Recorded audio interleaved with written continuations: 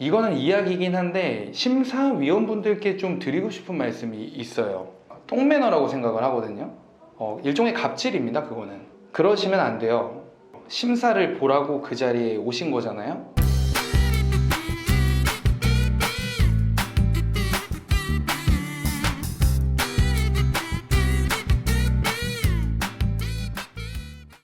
네, 여러분 안녕하세요. 기획을 살아가는 대행사출 신입니다. 오늘 준비한 얘기는 단언컨대 저밖에 할 수 없는 이야기라고 생각을 해요. 누구나 할 수 있겠지만 유튜브를 통해서 이야기할 수는 없는 마이스 경쟁 입찰 프레젠테이션의 실체 그리고 불편한 진실에 대해서 다뤄보려고 합니다.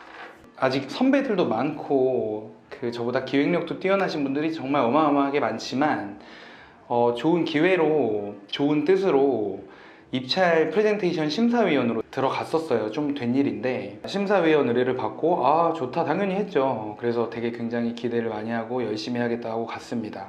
우리가 프레젠테이션을 하게 되면은 우리 선배님들이나 현업에 계신 분들은 아시겠지만 막 엄청 들어가서 긴장도 많이 되고 괜히 책 잡히지 않을까 걱정이 돼서 나이스한 인상과 겸손한 태도 같은 거를 약간 말은 안 해도 뿜뿜 하면서 들어간단 말이에요. 그 심사장에.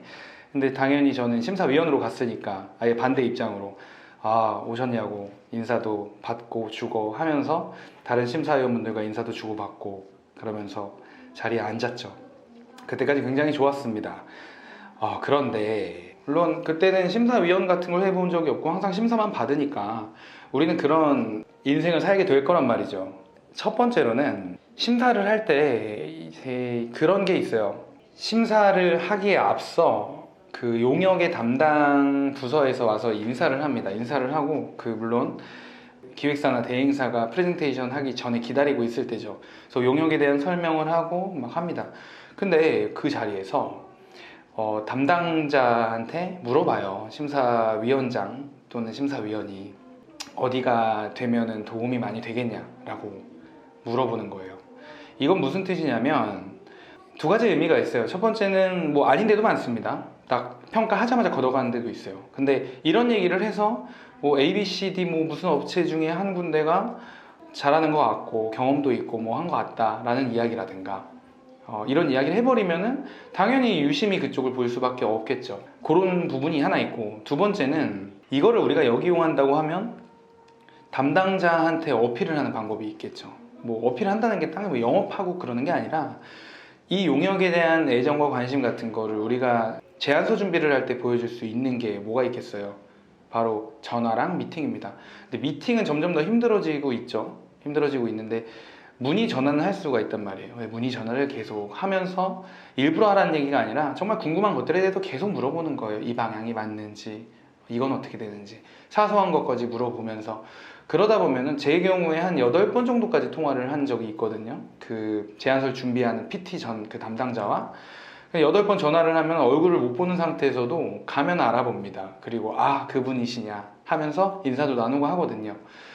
이거를 역이용하면은 만약에 그런 분위기가 됐을 때 담당자가 심사의 권한은 없지만 담당자한테 이쪽 회사의 누구는 정말 우리 사업에 관심이 많고 열심히 해줄 의지가 있는 것 같구나라는 인식을 심어줄 수가 있는 거겠죠. 이게 첫 번째 이야기입니다.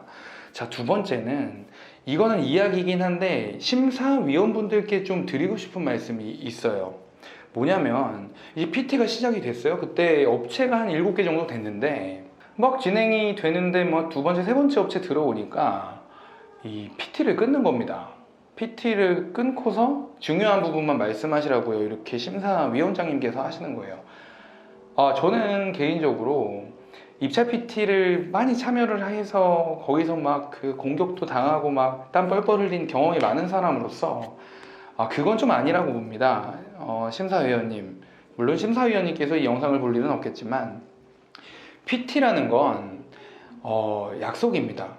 프레젠테이션 시간의 10분, 15분, 20분의 기간을 위해서 적게는 4, 5명에서 많게는 20명 이상이 한 달 이상을 준비를 하는데 그러고 나서 PT 준비를 막 하거든요. 근데 그 시간을 중간에 끊고 중요한 것만 말씀하시라고 이야기하는 건 저는 진짜 똥매너라고 생각을 하거든요. 일종의 갑질입니다, 그거는. 그러시면 안 돼요. 어차피 업체가 많이 들어오면 시간도 많이 안 주준단 말이에요. 그 시간에 그 노력을 프레젠터는 잘 전달하기 위해서 얼마나 많은 시간을 할애를 하는데요. 그러지 않으셨으면 좋겠습니다. 그건 갑질입니다.